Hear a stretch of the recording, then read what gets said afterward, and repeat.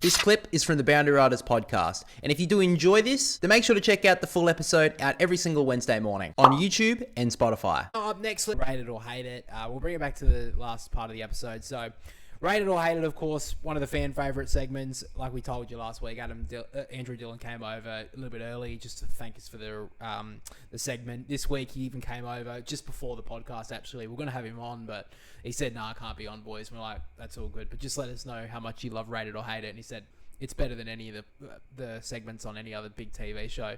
Said, "Can't deal with them, Caro's Arrow," or whatever the fuck that was, and whatever, good call, bad call for Footy Classified. He's like, "That's old news. Who cares? It's all about Rate It or Hate It." So this is his favourite segment now, which we do really appreciate of Andrew Dillon to come out. And I fully support his views.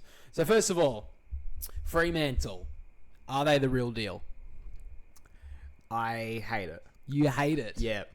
I just don't know. They don't seem to, they haven't been, like, they last a couple of weeks ago when they played Richmond, they kicked 25 behinds. They should have won by 120 plus against Richmond at home. Last week against the Crows, they gave up 7 goals in a row and the Crows hit the front. Yes, they had the resilience of winning that game, but they should have never been in that position. And the good teams will put you away. The good teams will put you away and not give you a sniff. And the Freo haven't done that. This game this week against against Collingwood is very interesting because they've recently, the last 2 or 3, 4 years, they've played very close games against each other. This is on neutral ground. Collingwood actually played very well here in Adelaide, and Freo haven't had always had a very weird record in Adelaide, and I don't really understand why did they go back home at the end of last week to go back home and then come back here again.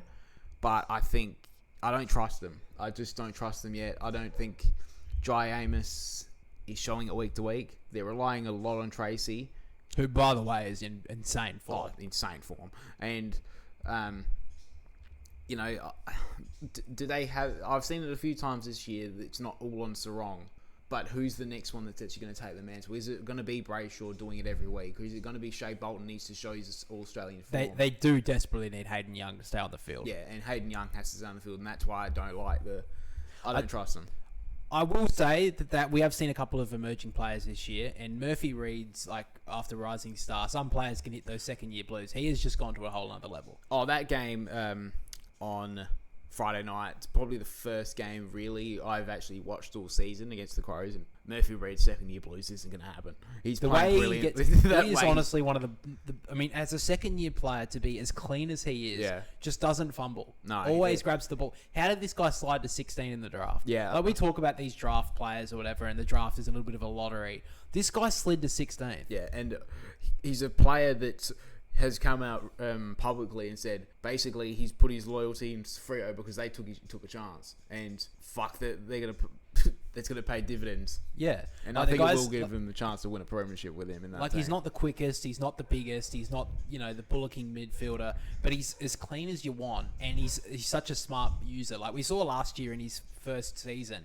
The reason why he won the Rising Star is because he's such a good user, and he always gets his team in better positions. Yeah, and people don't like bringing this up, but it's very true that time just stops. And there's only one player who could really say that ever to be the case, and that's the player that's about to break the record of the most games played, and Scott Pendlebury. Yeah, even Marcus Bontempelli has those sort of moments. Like, when you have those, there's very few players that like the game slows down around them. And on Friday night, you just watching it, it's like, there's no way this kid's just slid to 16th in the draft. Yeah. How? Like, 16th isn't even that bad, but like it's like this guy could have gone top 5. And he looks like he will be. Yeah, by the end of his career, they'll go back to this draft and he'll be in the top 3. Yeah, he's a brilliant player, and he's someone who's really emerged this year, and it's something that's brought them to a new level for my eyes. Josh Tracy has been brilliant.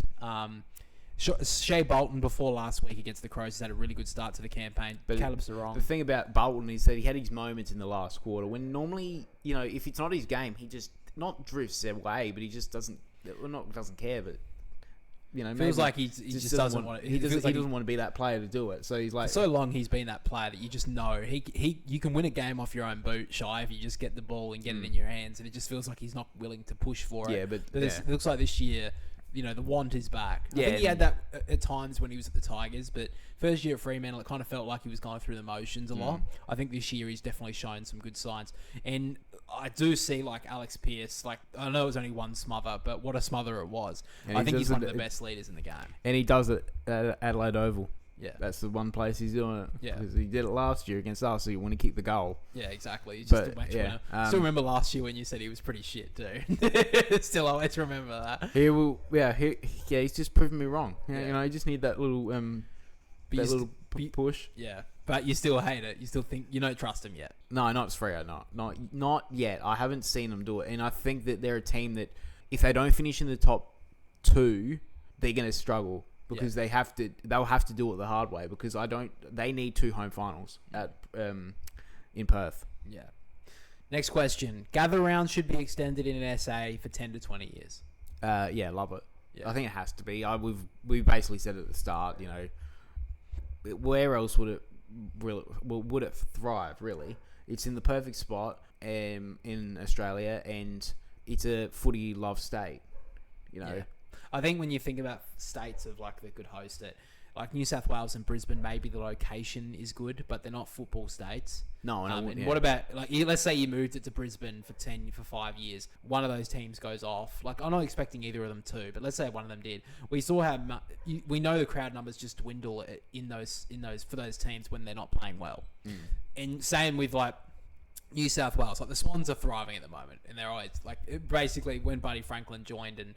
Ever since then, they've had good crowd numbers for a long time. But the Giants still struggle to, even get half capacity at NG Stadium at some games. Yeah. So, if they can't even fill up their own ground, how are they going to, get people to come over to New South Wales and go fill up those games? Because, yes, they'll get Collingwoods and, whatever, those sort of teams will get big crowds at those games. But, like, even at most gather rounds in SA, like, most games, like, even down in at Norwood or the Barossa or, when we were playing down in Mount Barker, those games, just those ones, were packed. And then the ones at Adelaide Oval, like the marquee games, were also, like, massive. Yeah. And even though this year they're trying to push for this Essendon Melbourne game to the fucking cleaners, it's like every single ad I see on my phone is saying they're only $15 for tickets, they're only 25. It's like, bro, this is why you should have played this one at the fucking Barossa.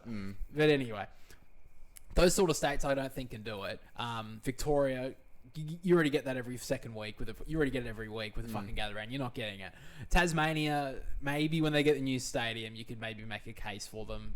But I think the state and the population is just too small. Yeah. Maybe they could have like there's not much infrastructure besides like to host such a big gathering of people come down in a way. I don't think, but when they have the big stadium, it might help, but. They will get. I will say this: when they get that stadium and all that, they will get 1 or 2. They will explore it then down there. In WA, I mean, maybe if they were to get the 20th team, maybe that'd be the idea, like we talked about a minute ago. But I just think the population's too spaced out, and like the one thing that SA has is that everything's pretty close together. Everything's like within an hour's distance at the most. Like even the game at the Barossa is probably about an hour away. And it's just, I just think SA is the perfect location. And the thing is, it's been there from the start. They grew it. Well, we've grown it. We are biased, of course, when we're talking about this because, it makes it a lot easier for us to just have to travel down the road than have to travel to a different state to go watch a whole bunch of games. Yeah. But I honestly think, 10 to 20. I think it should be the home of the gather round for the foreseeable future.